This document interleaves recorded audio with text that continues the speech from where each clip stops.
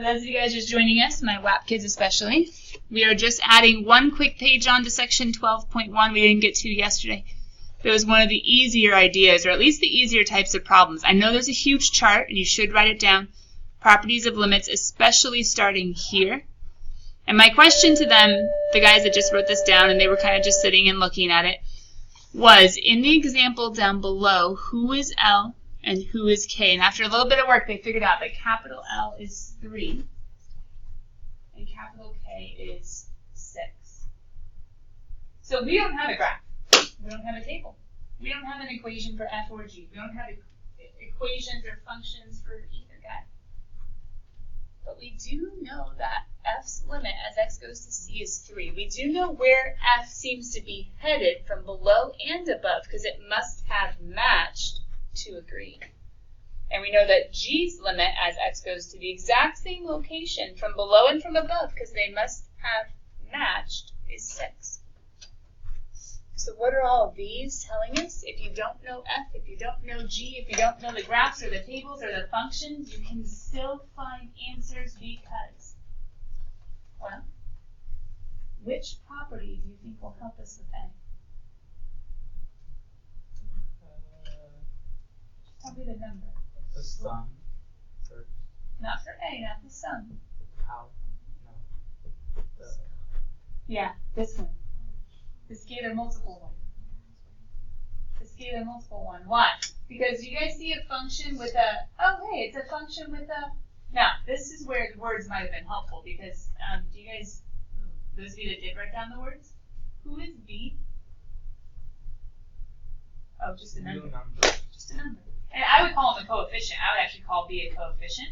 So as you're looking at this one, it says, hey, any constant times a function, guess what happens? Just multiply the L by the constant. So negative 2 times G inside a limit, guess what? We get to say the answer. Negative 2 times 6 is negative 12. Negative 12. That's it. That's it. Well, that's not bad. Maybe I'll like these after. Negative 2 times G in the limit. We can actually kind of take the negative 2 out and say, what's the limit of G? Oh, 6? Cool. Negative 2 times 6 is negative 12. So in letter B, what property can we use? The second sum one. It says sum or difference. This one's a sum. And so what do we get to do with L and K in order to make the answer? Plus them together. Yeah. So then final answer would just be 9. Got it.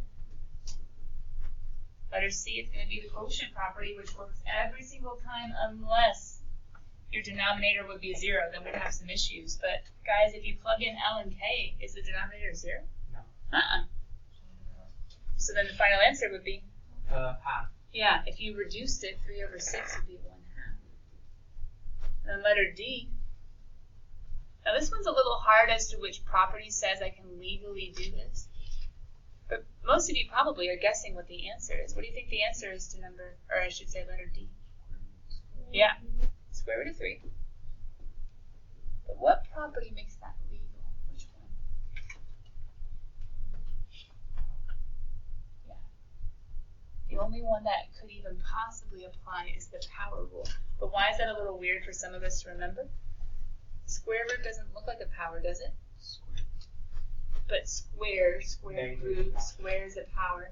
And technically, not negative, careful, negative pops it in denominator. What power is a square root? A half. So we could actually rewrite it as f of x to a half. That's how the limit taken of it as x goes to c. Choop, choop. Equals root 3. So, and well, I don't know. I think examples or even problems that use this type of stuff, ultimately, guys, are they really that hard? I don't think so. You just have to remember that when they give you little clues like this, what we call them in calculus is clues, like just little tidbits of information. We just have to legally know how to put them together in the right way. That was the one page of notes we didn't get to yesterday. There were some examples we didn't get to as well before our homework, but we did get to the main content. The one thing I was a little worried about is that I went so fast on these. I was trying to do it in 15 seconds. I think it took me more like 45 seconds. But how on earth was I able to do these so fast at the end of class yesterday?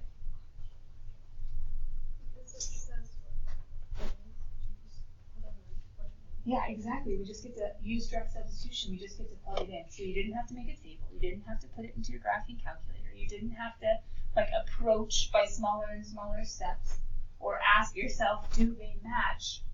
That was our little shoe example for yesterday and the day before. It literally was 4 squared is 16, 9 square rooted is 3, 5 times 4 is 20. Now, why would these ones have probably slowed some of you guys down? It has. You have to think unit circle, right? But as long as you knew unit circle, like pi times cosine of pi is -1, then it would be fast if you knew your unit circle. Or once you figured it out, over pi, tangent of pi is 0. Once you plug it in, it's not too bad. And then 3 plus 4 is 7 squared is 49. So the end of homework was actually probably the easiest part of homework. But you might have still gotten stuck somewhere before that. I think we might just leave these off because all these are kind of leading into the next section. Sorry, my computer froze. I'm not meaning for you to keep on looking at a disgusting example. Why don't you guys peek at your homework really fast as far as the odds. The evens we'll check tomorrow with our WAP kids all together. Come on, computer. You can do it. Catch up. Catch up, catch up.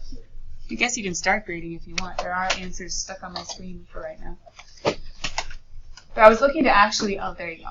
I was looking to actually try to answer any odd questions that you had, because if you weren't able to do the odds, well, you can't even grade the evens and know whether or not you're right. Are there any ones that you knew you couldn't do, or that you didn't know how to do? Yeah.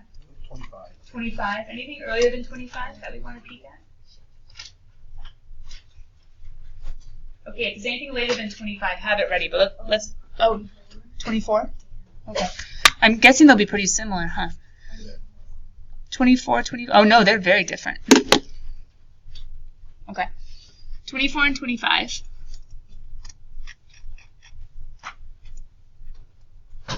Oh, actually, you know what? I think 23 was an example we didn't get to. Let me see. Oh, I did 24 for you? I mean, we didn't because we didn't get to the example, but I'm surprised I didn't do number 23. Well, the cool thing is, Selma, I have that one ready to go. Let me move this one down away just a little bit. Come on, computer. Come on. Thank you. All right. Let's start with 24, and then we'll go 25. All right. 24 is nasty because how do we describe this kind of function with this big old brace, and there are lots of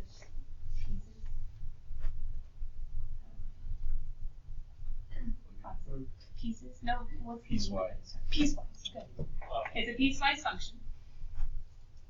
And you guys just saw, I want to plug in. Because plugging in is easy when you do limits, right? Yep. I think, Salma, you might have to double check me. I think they're asking for the limit as x goes to 2. Is that right? Do you have it written down? I think it's, oh, they don't say. Oh, it's in words up above. Graph the function and find the limit if it exists as x approaches 2. Okay. This is what we're trying to find. They tell us we need one of these. However, you know, well, can I show you the short way first and then show you the long way? Okay. Do you remember how every limit has to come from a match? Every table has to match, right? Every graph has to match. Guess what has to be true with piecewise functions if 2 is in the middle? The pieces have to match. Oh. So remember how I showed you in the table, there's a special way of saying or talking about 2 a little bit below, or 2 from the left?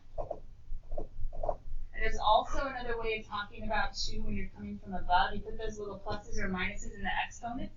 Here's my question. We need to know if you're coming from below, which piece, and if you're coming from above, which piece. Because I have to take the limit of something. I have to have something follow. I know it's of f of x, but f of x, he's complicated. He has 2 pieces. So let's do it piece by piece. Where should the negative 2x go based on this inequality? Should it go in the below category or the above category when talking about 2? Below. Why below, Joe? I totally agree. This is smaller versus smaller. Less than or equal to. So the less than, everything below, 1.9, 1.99, 1.9999. All of that is going to be here. So below, a little bit lower than 2, going to be there. So I'm going to take the limit as x goes to 2. From below, I'm looking at that piece. Well, how about this one then? What piece do you think would be the above side? X squared minus 4x. What did we see yesterday at the very end of class? We could do, as long as the functions are nice when we're looking at them. Just plug it in, plug it in. So what's the limit of this do if we're doing the shortcut way? -2.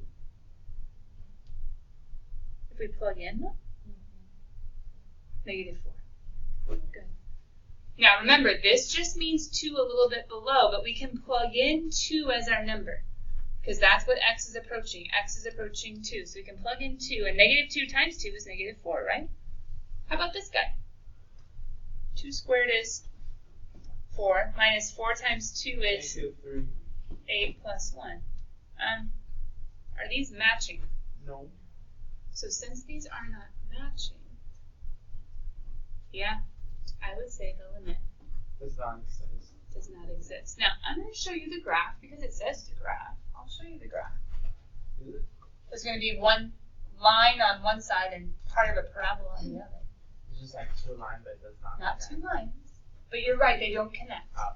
Or at least they're not even headed in the same direction. 2 functions that does not connect. Mm-hmm.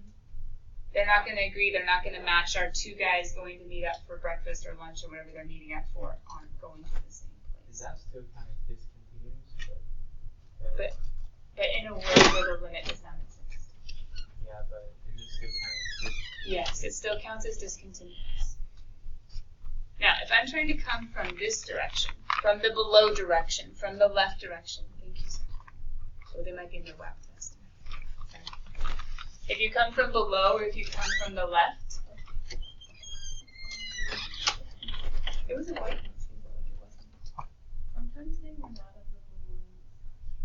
It was so funny. It's kind of sad actually. Okay. You're like, oh, it's just white. Okay. Just, Okay, this is a line, right? Y equals mx plus b. yeah. Y equals mx plus b. Isn't this going through the point 0, 0 because it's plus 0, right? Yeah. So it's going through 0, 0, and my slope would be down 2 over 1, right? Downhill 2 over 1. So I would go down 2 over 1, down 2 over 1. Coming from below, I have a line. Now, hold on. Am I going to fill it in or am I going to... Fill it in. Yeah. Not a hole. It's filled in because it says or equal to. So I get to go all the way to 2, and then I get to fill it in. Okay. That's what's going on to the left. And so when we came towards 2 from below, we did a great job. Where is it going from below? Here, to -4. Oh, we knew that. We already found it was going to -4. Okay. How about from the other direction? Now, this one's a little bit harder in how to graph. Unless you were to do a table, or unless you were to complete the square. Because we could actually complete the square if we wanted to be really snazzy. Which probably most of you are like, I don't want to be snazzy. But we could have done half of that square. We would have put in a 4. Then we would have put in a 4. We would have had x minus 2 squared minus 3. So -2. Down 2, down 3. Well, that's awkward. Down 3. That would have been the parabola. Oh, because we're going right 2. Oh. Our vertex is positive 2, -3, huh? Positive So 2. you just go 1 from the... Why am I doing a hole there and doing my swoop there? It cannot be 2. Yeah. This is only larger. Greater than, but not equal to. So there's a hole there. Now, are the holes in the same place? No. No. That one's -4. And this one, if we finish, I think, Joe, you already said it was -3, right? They're not the same. Are they close? Yeah, they're pretty close. But are they headed to the exact same? No, they're not. He's headed to -4. He's headed to -3. Do they match? No. Does the limit exist? They can see each other. Huh? They maybe can see each other. Yeah, they can maybe see each other across the street. Oh, we're supposed to go. The limit still does not exist. The graph tells us that. The equations tell us that. Either way. In my mind, this is faster. But for some of you, it might be easier to see in the graph. That was number 24. Number 25, though, he's actually a different section, and he gives us a graph, I think. Number 25 gives us this guy. So just 1. And I think, where are we supposed to be approaching? -4? Yeah. Okay.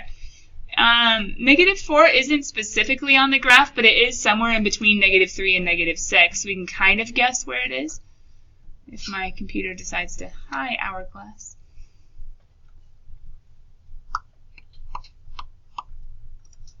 Well, anyway, I can just point to it. I don't need a little thing where I can write on it.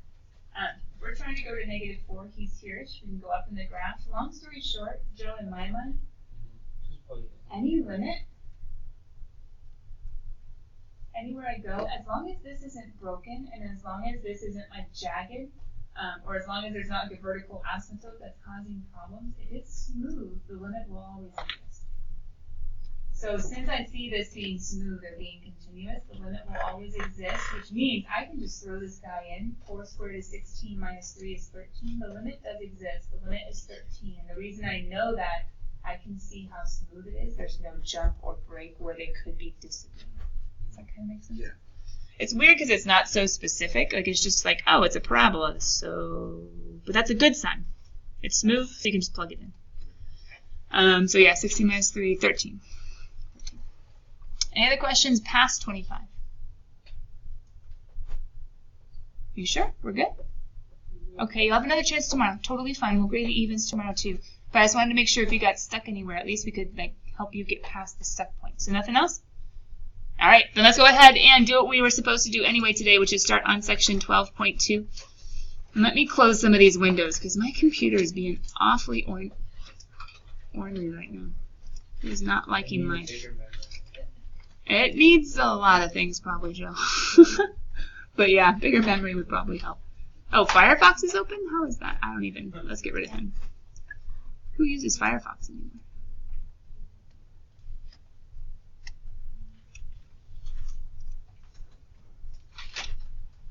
Come on, buddy. Come on. Okay. Whew. That was intense. Hey, the cool thing is in this page, you guys already know how to do the first one. Plug it in, direct substitute. The problem is this section says more limits. I shortened it. More limits. Up here it says more techniques for limits. Either way, the more limits, more techniques for limits. It basically says, or it's basically telling you, plugging in doesn't always work.